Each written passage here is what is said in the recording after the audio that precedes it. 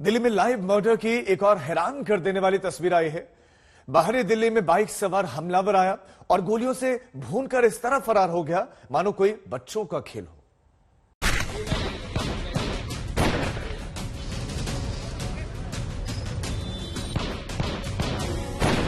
ये है राजधानी दिल्ली। 24 घंटे में दो शूट आउट। बड़ी हैरानी है, यहाँ दो सरकारें हैं। पावर सेंटर है, राष्ट्रपति प्रधानमंत्री रहते हैं, देश की सबसे स्मार्ट पुलिस भी यहाँ है। लेकिन क्या लगता है कि यहाँ कानून का डर है, खाकी वर्दी का खौफ भी है? अब बाहरी दिल्ली के खेड़ा के इस वीडियो को ही देख लीजिए। बाइक पर सवार होकर आया और सरेआम सड़क किनारे बैठे बुजुर्ग पर गोलियां बरसाने लगा।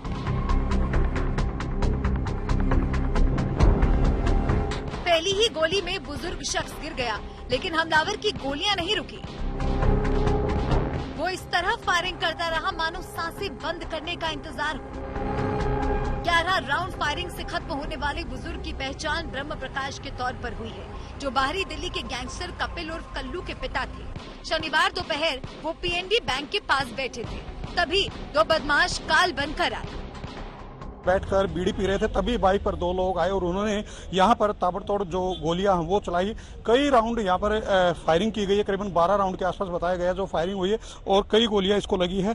अब जो पुलिस है उन्होंने इसके शव को कब्जे में लेकर जांच शुरू की है। और बात की जाए जो हमलावरों की, तो ये कहीं ना कहीं गैंगवार का नतीजा बताया गया, क्योंकि जो कपिल है उसके पिताजी जिसकी मौत हुई है, उसके ऊपर हत्या और रॉबरी जैसे कई मुकदमे पहले से दर्ज है और आजकल जेल में चल रहा है। उसी के चलते हो सकता है कि जो विरोधी है उन्होंने इस पूरी की पूरी जो घटना को अंजाम दिया हो। फिलहाल जो पुलिस आसपास लगे जो सीसीटीवी फुटेज है उनको जांच खंगालने की कोशिश कर रही है और यहाँ पर पूरी जांच की जा रही है। अब देखना ये है कि जो बाइकर्स थे उनको कब तक जो हमलावर कब तक गिरफ्तार कर पुलिस सलाखों के पीछे डालती है, ये तो वक्त ही बताएगा।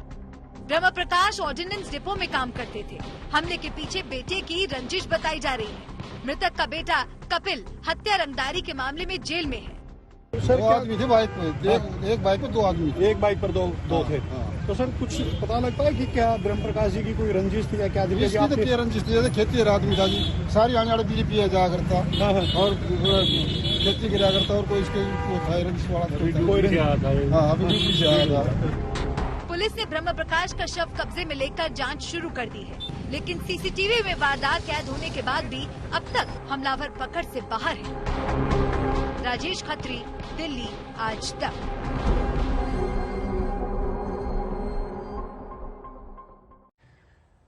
डीजल की महंगी कीमतों के असर से अब देश में ट्रांसपोर्ट का किराया भी बढ़ने लगा है। बीते 3 महीनों में देश में 90% रूट्स पर ट्रांसपोर्टर्स ने माल भाड़ा बढ़ा दिया है। ऐसे में लोगों के घरों तक पहुंचने वाला हर सामान महंगा हो गया है।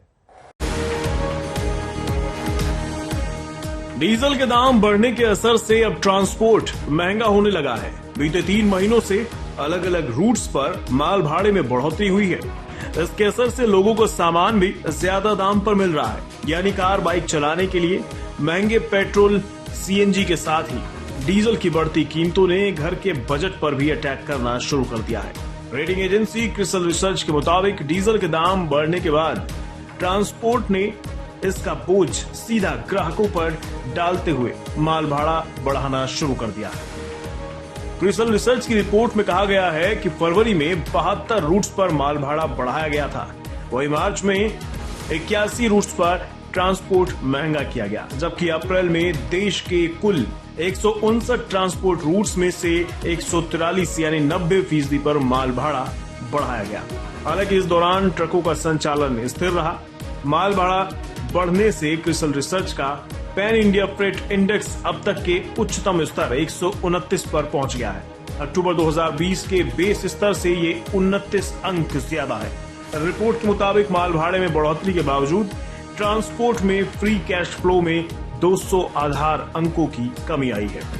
महंगाई के असर से तकरीबन सभी कमोडिटीज में माल भाड़े में बढ़ोतरी देखने को मिली है, लेकिन तेजी से बिकने वाले सामान यानी एफएमसीजी, खुले सामान और खनिज के माल भाड़े में दोहरे अंकों में बढ़ोतरी देखने को मिली, जबकि पेट्रोलियम, स्टील और कपड़ों में ये सिंगल डिजिट में रही। अब देखना यही है कि कितनी जल्दी इंटरनेशनल मार्केट में कच्चे तेल के दाम घटने शुरू होते हैं, जिससे दुनिया भर में महंगाई का कहर कंट्रोल करने में मदद मिलेगी। ब्यूरो रिपोर्ट, आज तक। अब हम आपको आत्मनिर्भर भारतीय सेना की एक प्रदर्शनी में लेकर चलेंगे, जिसमें एक से बढ़कर एक मेड इन इंडिया हथियारों और सैन्य उपकरणों को मेरी सहयोगी श्वेता सिंह ने जांचा परखा है। इस मेक इन इंडिया सैन्य प्रदर्शनी का आयोजन उधमपुर में सेना की नदन कमांड की तरफ से किया गया है, जिसमें 150 से ज्यादा भारतीय कंपनियों ने अपने सैन्य उपकरणों और हथियारों को प्रदर्शित किया है, जिन पर 100% मेड इन इंडिया की छाप है।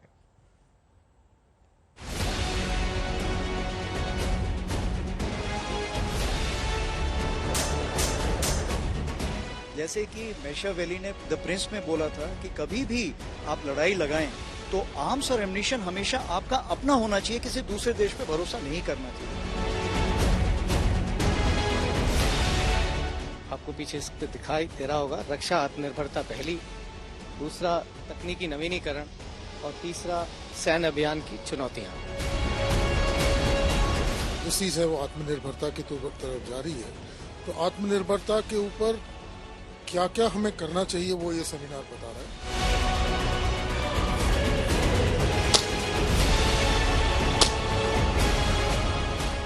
नमस्कार, मैं हूं श्वेता सिंह और आप देख रहे हैं आज तक। भारतीय सेना का आत्मनिर्भरता की तरफ सबसे बड़ा कदम इस समय हम आपको दिखाने वाले हैं। नॉर्दर्न आर्मी कमांड किस तरीके से इस आयोजन को सबके सामने लेकर आई है और उत्साह देखिए कि लगभग 150 से ज्यादा भारत के ऐसे स्टार्टअप्स और इंडस्ट्रीज जो कि यहाँ पर पहुंचे हैं अपनी बातों को दिखाने के लिए। और हम सबसे जो इंटरेस्टिंग स्टॉल है वहां से शुरुआत कर रहे हैं। देखिए, ये जो वेपन्स हैं वो भारतीय सेना इनका इस्तेमाल करती रही है। ये ग्लॉक हो गया, अलग अलग तरह के पिस्टल्स यहाँ पर हो गए, यहाँ पर AK-47 है, यहाँ पर M5 है, और ये जो आप बता रहे हैं जो अभी सर देख रहे हैं, ये सबसे नया एंट्रेंट। Yes ma'am, that's a replica of 6716 जो अभी रिसेंटली इंडक्ट हुआ इंडियन आर्मी।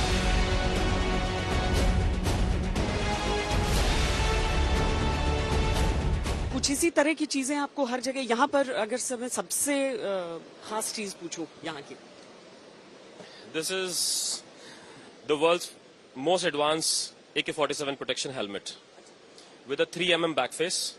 नॉर्मली जितने हेलमेट्स होते हैं उनमें 20 mm बैक फेस होता है, बिकॉज आपके सर के ऊपर more than 3 mm back face में the damage will happen, the guy will die. इसको नॉर्मल शब्दों में अगर बैक फेस समझाएं। बैक फेस का मतलब होता है कि जब गोली लगती है और अंदर बल्ज बनता है, बिकॉज गोली आके यहाँ रुकेगी, bulge will happen because your head is very next to it, so you will die because of the bulge. So the bulge is maximum allowed is 3 mm. दूसरा because the head is on your neck and it's moving. तो आपका जो sir है it cannot take more than 25 joules of energy because 2000 से ज्यादा joule होते हैं जब AK फायर होती है 10 मीटर से, it comes and makes an impact. तो 25 जूल से ऊपर ट्रांसफर नहीं होना चाहिए सर के ऊपर. So this helmet will not transfer that, and this is the only helmet. And more than 1 lakh helmet की requirement इस time Indian Army में आ रही है, and lot of casualties every year happens because the reason is whatever is in service is obsolete. This is 2.7 kilos, but when special forces are going and engaging, they need something like this. But presently they are not equipped with something like this. Special forces के लिए एक तरह से एक game changer भी आप इसके समझ सकते हैं।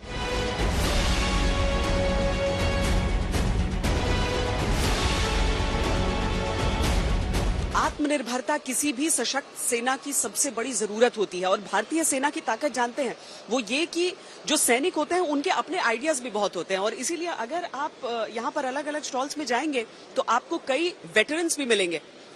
सब वेटरन भी आप जरूरत समझते थे, और इसीलिए ये एक चीज यहाँ पर किस जरूरत को देखते हुए आपने जब हमारा एक सोल्जर जब ऑपरेशंस में जाता है तो उसको बहुत सारी बैटरीज कैरी करनी पड़ती है to power is communication surveillance equipments. तो आज की डेट में क्या है कि जब वो फील्ड में जाता है ऑपरेशंस के लिए तो उसके पास बैटरी चार्ज करने का कोई प्रोविजन नहीं है। उससे क्या होता है, उसको अपना ऑपरेशन कम करना पड़ता है या उसको रिड्यूस करके वापस आना पड़ता है। यहाँ पर क्या लेके जा सकते हैं? यहाँ पे ये हमारा एक मैन पोर्टेबल मोबाइल चार्जर है, पोर्टेबल पावर जनरेटिंग सिस्टम है। ये वर्ल्ड का सबसे लाइटेस्ट पोर्टेबल जनरेटर है। ये ऑन द मूव चलते हुए ऑन द मूव किसी भी बैटरीज जो वो कैरी कर रहा है उसको वो चार्ज कर सकता है और उसकी लाइफ को बढ़ा सकता है, एंड्योरेंस दे सकता है। हम लोग पावर बैंक्स की बात करते हैं तो ये कितने पावर बैंक्स का काम कर देता है? अब आप मानिए कि इसको एक बार ये ले जाएगा, ये कम से कम 12 से 16 घंटे ही चलेगा एक कार्ट्रिज से। अगर ये इतने इससे और कार्ट्रिज ऐड कर लेता अपने पास 5-6 कार्ट्रिजेस, समझ लीजिए आप ये इसको 3-4 दिन तक आराम से अपना पावर लेता रहेगा ये।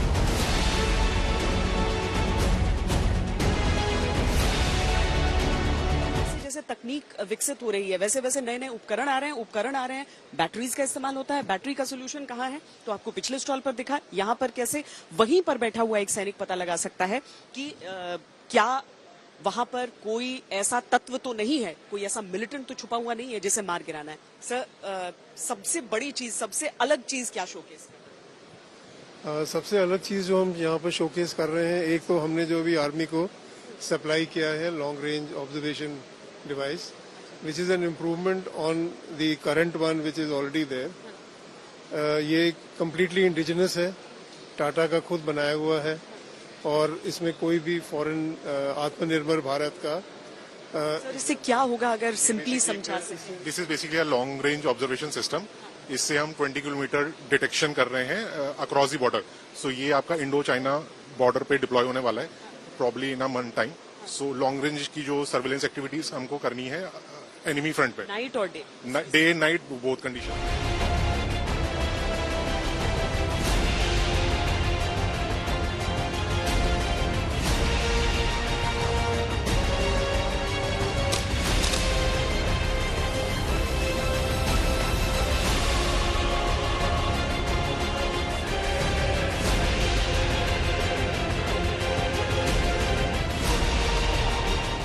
IF डिवाइस है आइडेंटिफिकेशन वाली। इससे क्या होता है, मिसफायर, जैसे आपस में मिसफायर हो जाती है ना आपस में, तो मिसफायर नहीं होती है। तो ये डिवाइस अगर दूसरे बंदे के पास रहती है तो आप जब भी आपको लेके दूसरे की तरफ एम करेंगे तो ये पहले ही आपको अलर्ट देगी, रेड अलर्ट, कि आपको उसकी तरफ फायर नहीं करना है, वो अपना बंदा है। रात के अंधेरे में इस तरह की चीजें बहुत होती हैं, क्राउडेड इलाकों में इस तरह की चीजें बहुत होती हैं। लेकिन आप कह रहे हैं कि ये उससे जो आपस में अगर हाँ, जिसको मिस फायर कहिए, क्रॉस फायर कहिए, गलती से फायर कह दीजिए, उससे आपको बचाएगा। हमेशा एक अलर्ट दिखा दीजिए। ये रेड आपको अपने इस व्यू फाइंडर में कह सकते हैं इसको, इसमें आपको एंड ये ऐसा नहीं है कि आपको ऐसे ही करने के बाद दिखाई देगा। जब आप एंगल पे होंगे तो 25 डिग्री पे ही दिखा देगा, ब्लिंक करेगा आपको और सामने वाले को भी। नॉन लाइन ऑफ साइट अगर दीवार के उधर भी हैं आप, तब भी आपको दिखाएगा ये।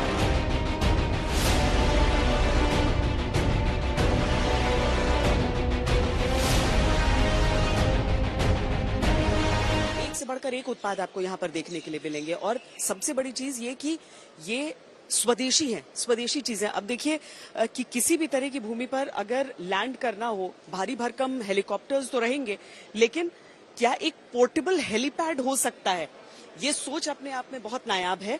और किसी भी तरह की जमीन रहे वहां पर ये लैंड करने के लिए इस मैट का इस्तेमाल कर सकते हैं। मैम, ये hard sand, soft sand, snow, urban built up areas, disaster relief, हर जगह ये काम करता है। क्या साइज होगा इसका जब हम लैंड करते हुए, अगर हम एक चिनूक के साथ यहाँ देख रहे हैं? चिनूक का इंडियन आर्मी का मैंडेट 50 मीटर्स बाय 50 मीटर्स है। Otherwise the smaller, for smaller helicopters we can do 25 metres by 25 metres. कहीं पर भी लगा दिया, लैंड करके। Portable helipad. अब जहां तक आपकी सोच जाती है वहां से आपके सामने उत्पाद भी आते जाते हैं।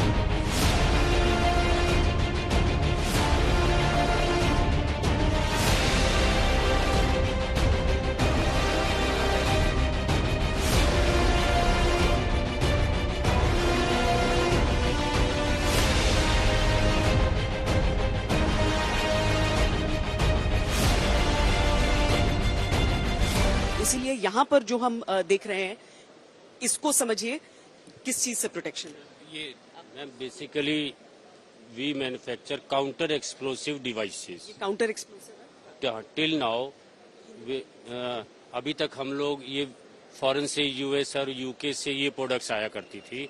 हमने आत्मनिर्भर के अंडर जो है मेक इन इंडिया विद, ये क्या करेगा मैम? ये जो है अप टू 10 kg एक्सप्लोसिव को कंटेन करेगा। तो ये डिटोनेट करने के लिए, सपोज आपको कोई भी बॉम्ब किसी भी प्लेस पे मिलता है, you just pick that bomb और उसे उठा के इसके अंदर आप डालिए और आप इसको एक्सप्लोड कर सकते हैं सेफली। सराउंडिंग्स को कोई जो है इंजरी और वो नहीं होगी। और आजकल के समय में इस तरह की चीजों का बहुत ज्यादा उसकी जरूरत होती है।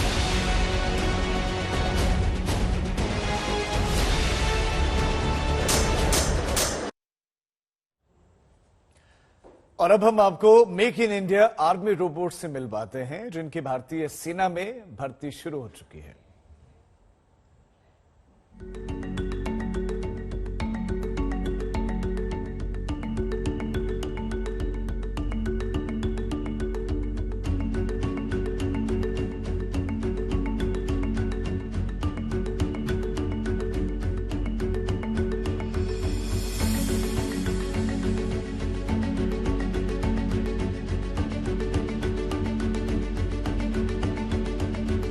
की आवश्यकता हो सकती है, क्या भारतीय सेना में रोबोट्स का इस्तेमाल हो सकता है और किस प्रकार हो सकता है। ये जो रोबोट है जो इस समय हमारी तरफ देख रहा है, ये केवल देख नहीं रहा है बल्कि इसे ऐसा करने के लिए ट्रेन भी किया गया। इसका नाम है स्वः, जिसका मतलब होता है मैं।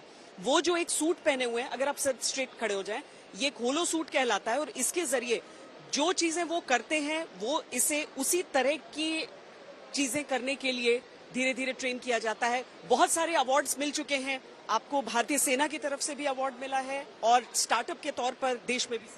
Yes, sir. So we have won the National Startup Award and also we have won Most Innovative Startup Award from the Indian Army. This has already passed the trials and it is being used to train the Indian Army across various terrains.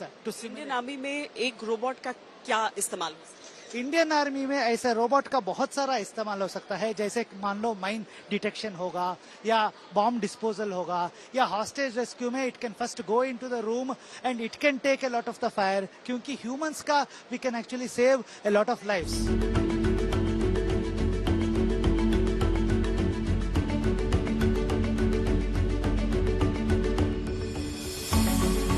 जिस तरह से वो कर रहे हैं वो उस suit के जरिए यहाँ पर स्वः सीख रहा है इसे, और ये भी आत्मनिर्भर बन रहा है वो। एब्सोल्युटली। तो इस तरह के रोबोट्स क्या आधुनिक युद्ध में एक गेम चेंजर साबित हो सकते हैं? भारतीय सेना ने आत्मनिर्भरता के लिहाज से उस ओर अपना कदम उठा दिया। कैमरा पर्सन सैयद मोहसिन के साथ श्वेता सिंह, उधमपुर, आज तक।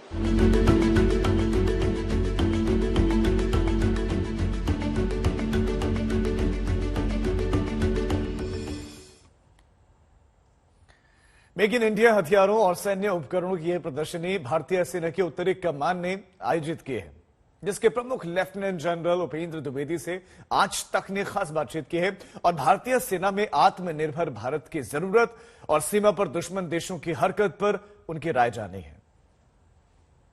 सबसे चुनौतीपूर्ण मोर्चा है नॉर्दर्न कमांड। विजन आपका क्या है नॉर्दर्न कमांड? देखिए, सबसे पहला विजन ये है कि हमें अपनी बॉर्डर सुरक्षित लगनी है और दूसरी चीज ये है कि यहाँ के लोगों के साथ मिलके जो उनके एस्पिरेशंस हैं उनमें मैं भागीदार बनूं और उनके एस्पिरेशंस को पूरा कर सकूं।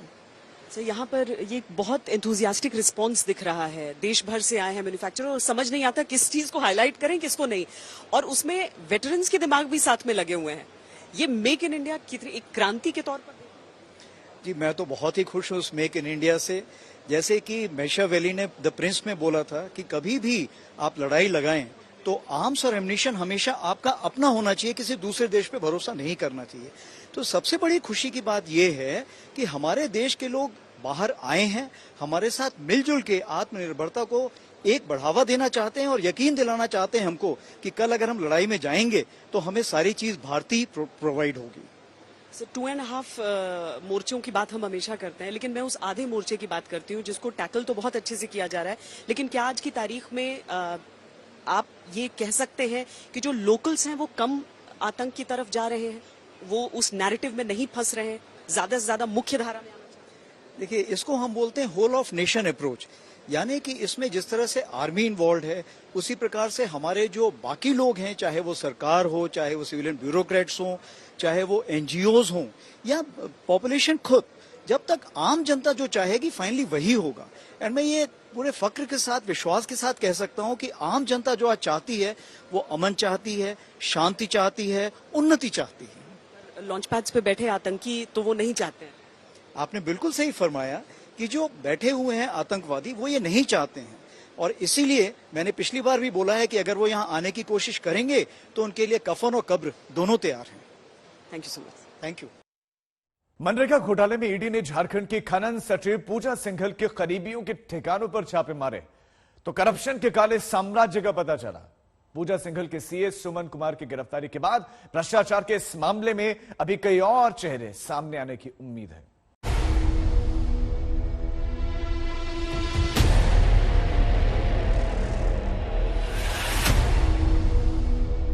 नोटों के इस बंडल को देखकर कोई भी हैरान रह जाएगा।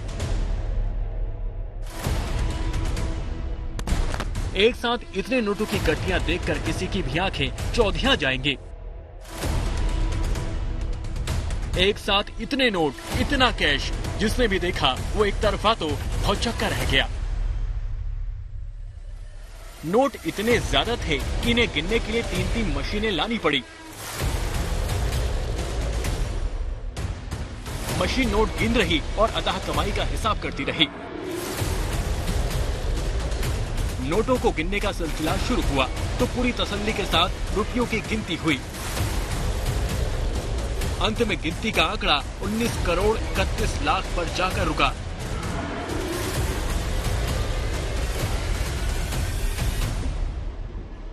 रांची में प्रवर्तन निदेशालय की छापेमारी में मिला ये कैश हर किसी को जितना हैरान कर रहा है, उससे भी ज्यादा हैरानी वाली बात यह है कि इस काली कमाई का सीधा कनेक्शन झारखंड की खनन सचिव पूजा सिंघल से है, जिनके करीबियों के कई ठिकानों पर ईडी ने कार्रवाई की तो आईएएस अधिकारी के भ्रष्टाचार वाले साम्राज्य की पोल खुली।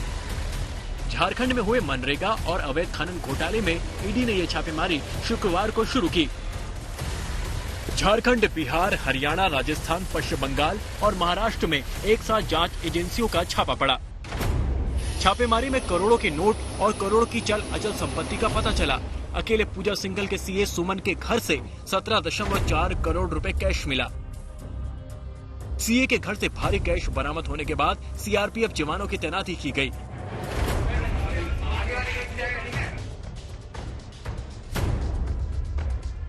गिनती के बाद नोटों के बक्से को भर भर कर अधिकारी अपने साथ ले गए।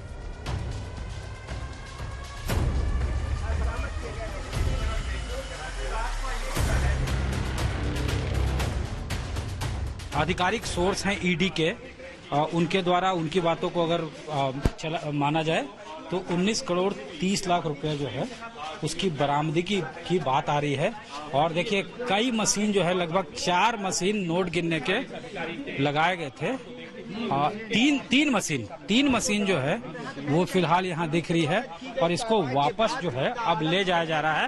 आप देख सकते हैं सीआरपीएफ के जवान जो हैं वो आए हुए हैं और यहाँ पे आप देख सकते हैं पूजा सिंघल के सरकारी आवास पे भी छापेमारी की गई थी। बताया जा रहा है कि ईडी की इस कार्रवाई में झारखंड की खनन और उद्योग सचिव पूजा सिंघल के साथ ही उनके पति अभिषेक झा, सीए सुमन कुमार और अन्य कुछ कर्मचारी भी जांच एजेंसियों के रडार पर थे।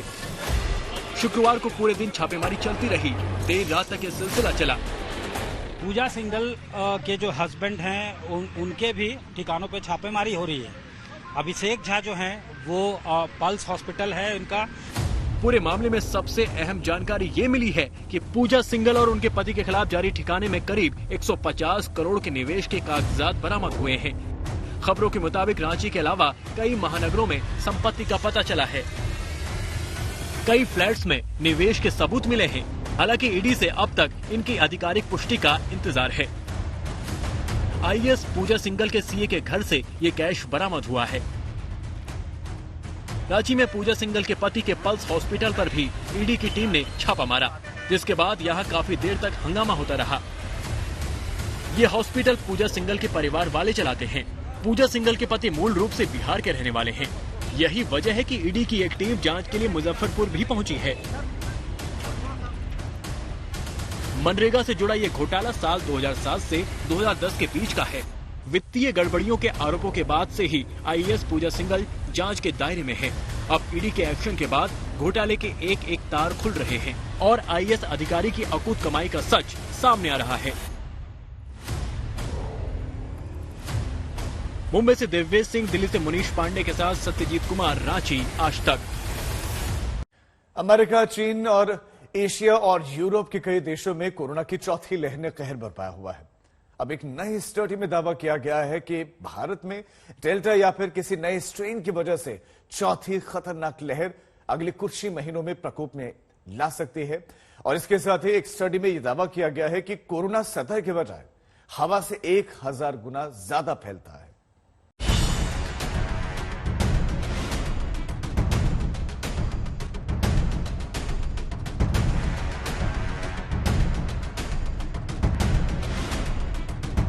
कोविड-19 से हुई मौतों को लेकर WHO के आंकड़ों को सरकार ने सिरे से खारिज कर दिया है। सरकार ने कोविड-19 से देश में हुई मौतों को छिपाने के WHO के आरोप को गलत करार दिया है। जिस बेसिस पे WHO ने ये मैथमेटिकल मॉडलिंग की है वही क्वेश्चनेबल डेटा है, क्योंकि उसमें कुछ हेयर से एविडेंस है, कुछ डेटा उन्होंने यहाँ से लिया गया, कुछ मीडिया से लिया है। जब आपके पास रोबस्ट ऑथेंटिक डेटा नहीं है तो आपकी मॉडलिंग जो है वो ठीक नहीं हो सकती। इन दावों में जो भी सच्चाई हो, इतना तो तय है कि कोरोना भारत के लोगों की सेहत पर भारी पड़ा। इसके साथ ही देश की आर्थिक सेहत को भी कोरोना ने काफी नुकसान पहुंचाया है। इससे भी जरूरी बात कि यूरोप और एशिया के कई देशों में कोरोना की चौथी लहर ने तबाही मचाई हुई है। ऐसे में डर है कि ये अब गर्मियों में ही भारत में भी दस्तक दे सकता है। वैज्ञानिकों ने दावा किया है कि ये बीमारी अभी खत्म नहीं होने वाली और दुनिया जल्द ही कोविड-19 का एक नया प्रकोप देखेगी। Science of the total environment journal में पिछले हफ्ते छपे इजराइल के एक मॉडलिंग अध्ययन में बताया गया कि कोरोना वायरस का ओमिक्रॉन वेरिएंट तो कम हो सकता है, लेकिन अगले कुछ महीनों में डेल्टा वेरिएंट या कोरोना का कोई नया स्ट्रेन नया प्रकोप ला सकता है। स्टडी में बताया गया कि जब कोई नया स्ट्रेन आता है तो पिछला स्ट्रेन खत्म हो जाता है, लेकिन डेल्टा के मामले में ऐसा नहीं हुआ है। ओमिक्रॉन और उसके सब वेरिएंट आने के बाद भी डेल्टा खत्म नहीं हुआ है। ऐसे में लोगों को वैक्सीन लगवाने में जरा भी देरी नहीं करनी चाहिए। साथ ही बूस्टर डोज लगवाकर भी लोगों को नई लहर से बचने की कोशिश करनी चाहिए। इसके साथ ही अब एक नई स्टडी में दावा किया गया है कि लोग जिन सतहों को छूते हैं उनके मुकाबले सांस में जाने वाली हवा के माध्यम से कोविड-19 के वायरस का संक्रमण होने की आशंका 1000 गुना ज्यादा होती है। जाहिर है जिस तरह से चीन में एक हफ्ते से घरों में बंद लोगों को भी कोरोना हो रहा है, उसी की वजह का खुलासा इस स्टडी से हो रहा है। जानकारों का भी मानना है कि खुली हवा में मास्क के बिना रहने वालों को कोविड ज्यादा परेशान कर सकता है।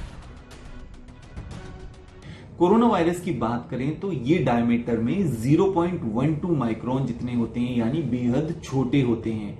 ऐसे में कोई कोविड संक्रमित व्यक्ति जब खांसता, छींकता है या बात करता है तो वो लोग एरोसोल नामक छोटे छोटे कणों के जरिए नोज या मुंह से वायरस को हवा में स्प्रेड कर देते हैं। इसे वायरल शेडिंग भी कहा जाता है और जैसा कि स्टडीज के अनुसार वायरस हवा में 3 से 4 घंटे तक जीवित रह सकता है।